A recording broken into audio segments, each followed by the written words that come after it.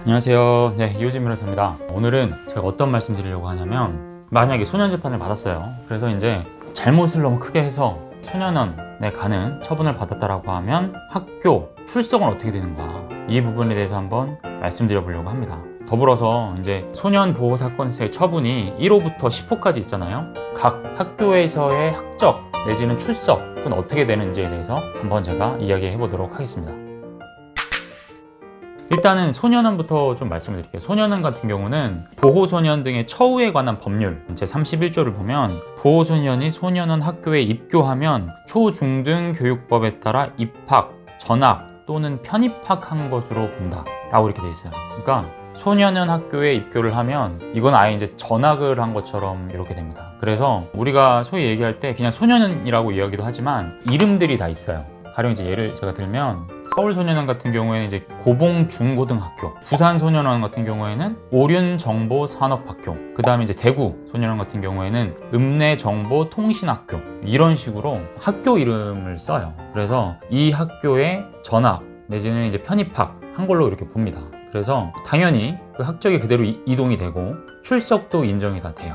근데 이제 그 학교 이름은 남겠죠. 잘 모르는 사람이 보면 이게 뭐 소년원인지는 잘 몰라요. 근데 이제 아는 사람이 보면 소년원에 일정 기간 위탁했다가 왔구나 라고 생각할 수 있을 여지는 있습니다. 그리고 이제 보호소년들 등의 처우에 관한 법률 제32조를 보면, 보호소년이 소년원 학교에서 교육과정을 밟는 중에 소년원에서 퇴원하거나 임시 퇴원하여 전적학교 등 다른 학교에 전학이나 편입학을 신청하는 경우에 전적학교 등 다른 학교의 장은 정당한 사유를 제시하지 아니하는 한 이를 허가하여야 한다라고 되어 있어요. 그래서 정당한 사유가 있으면 소년학교에 왔다가 전적학교로 다시 재편입학하는 것도 가능하고요. 그리고 조금 화가 날 수도 있지만 같은 법 제34조를 보면, 소년원 학교에서 교육과정을 마친 보호소년이 전적학교에 졸업장 취득을 희망하는 경우 소년원 학교장은 전적학교의 장에게 학적사항을 통지하고 졸업장의 발급을 요청할 수 있다. 또 이렇게 돼 있어요. 그러니까 내가 소년학교에 왔는데 졸업장은 전적학교, 일반 학교의 졸업장을 받고 싶다 라고 하면 또 그렇게 요청할 수 있는 길도 있습니다. 그래서 이제 생활기록부 기재 여부만 따져놓고 보면 출결은 다 인정이 당연히 되고요. 대신에 원래 학교가 아닌 다른 학교, 소년원 학교에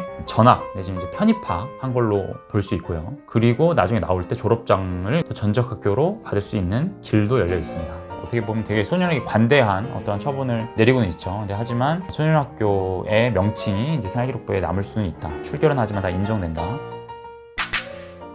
1개월 이내, 이제 8호 같은 경우에는 소년원 1개월 처분이죠. 이런 경우에는 학교 생활기록 작성 및 관리 지침, 교육부 훈령입니다. 여기를 보면은 소년분류심사원 및 소년원은 소년 보호기관에 해당되기 때문에 소년 보호기관에 들어가는 경우 1개월 이내라면 위탁학생 등록을 하지 않고 1일 출결해서 출석 인정 결석 처리하시면 됩니다 라고 이렇게 지침이 나와 있어요. 그래서 지금 제가 조금 아까 말씀드린 내용은 완전히 전학이나 편입학으로 처리하는 거는 6개월 이상, 그러니까 9호, 10호라고 보시면 될 것 같습니다. 그러면 이제 8, 9, 10호는 제가 말씀드렸죠. 이하를 한번 말씀드려 볼게요. 전체적으로 일단 소년의 보호 처분과 관련된 모든 조치와 관련해서는 출석 인정이 다 된다고 보시면 됩니다. 그래서 6호나 7호 처분은 소년원이 아닌 민간 시설에 6개월 동안 위탁되는 겁니다. 근데 이것도 일단 1개월 이상이죠. 그러면은 위탁 학생으로 등록을 하기는 해요. 하지만 당연히 출결은 인정되는 거예요. 그래서 여기 보면은 교육구분 설정에 기타로 등록을 해요. 그래서 그 구체적인 사유에 대해서는 명확하게 나오지는 않습니다. 아까 이제 소년원 같은 경우에는 아예 그냥 소년원 학교로 편입학한 게 되죠. 근데 이제 6호, 7호 시설 같은 경우에는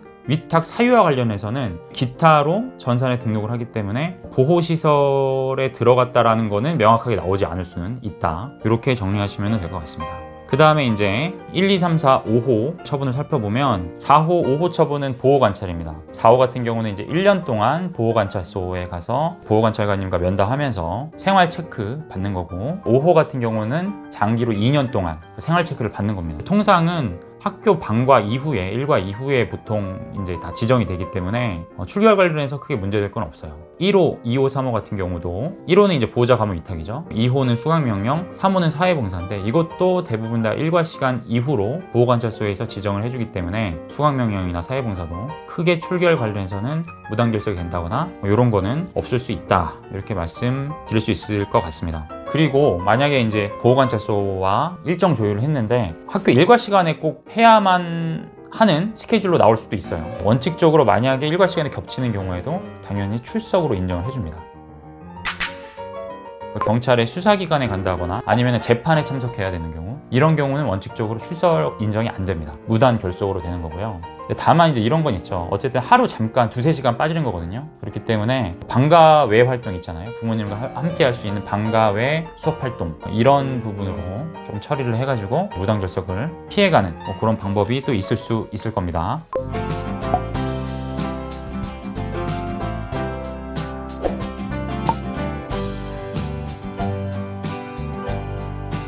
혹시 더 궁금한 사항이 있으시면 아래로 댓글 달아주시면 제가 최대한 빨리 찾아서 답변 드리도록 하겠습니다. 자, 오늘 여기까지 하도록 하겠습니다. 감사합니다.